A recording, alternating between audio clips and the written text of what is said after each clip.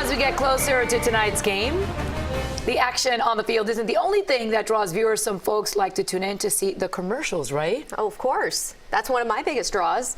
Ads like Budweiser and Cheetos premiere new elaborate ads today. But this year, some of the ads are gaining attention for a different reason. So the host of Facing South Florida, CBS 4's own Jim DeFede joins us now. So Jim, what are you looking for? Well, I like the Cheetos ads too. I think it's they're gonna be all good. But there's also some political ads, okay. you know. And one of the ads that's making a lot of news is Michael Bloomberg has spent $11 million for a single 60-second ad. And I think we've got some of it. I want to play it for you, and then we'll talk about it on the other side. So let's go.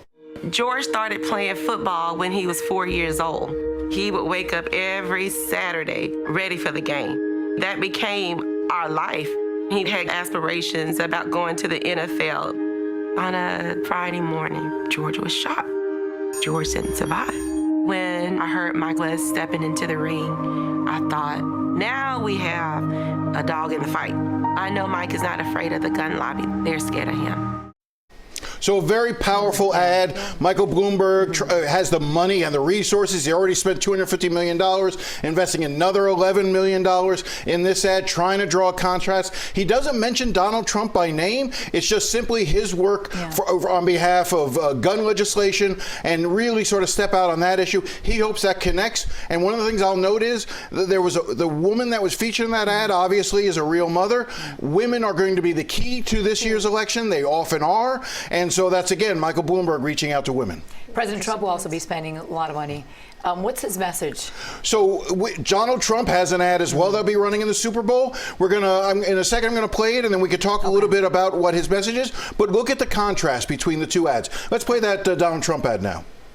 America demanded change. Donald Trump wins the presidency. And change is what we got.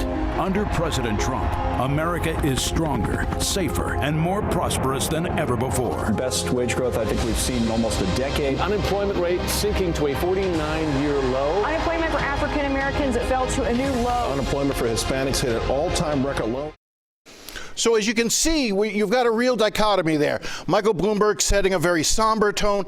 Donald Trump, speaking the third person type thing, talking in a very braggadocious way, talking about his accomplishments. That ad is exactly what his campaign wants to run. They want to run on the things that they think he's accomplished. Stay away from the controversy, stay away from the scandals, and hit those highlights. We'll see what the message discipline is. Now, before we wrap up, the president is also being interviewed before the game. Do we know anything about that at this point? Sure. So the interview with Donald Trump is scheduled to air at about 3 p.m. He's doing it with Sean Hannity. Normally, the president does an interview with whatever station is hosting it. In the past, he's refused to do it with some stations. He did it last year with CBS. He's doing it with Sean Hannity. It's already been taped, but we haven't seen anything. You can expect more of the same and probably a little bit of impeachment talk in there, too. And they're also friends, aren't they? Well, they're very close friends, Very yes. close friends. Yeah. So that's going to be interesting to watch. We're looking forward to the game and ads included. I'm looking forward to the Cheetos ads. That's what I'm looking forward to. MC Hammer. That's going to be a good one. Yeah. Can't wait. All right, Jim, thanks.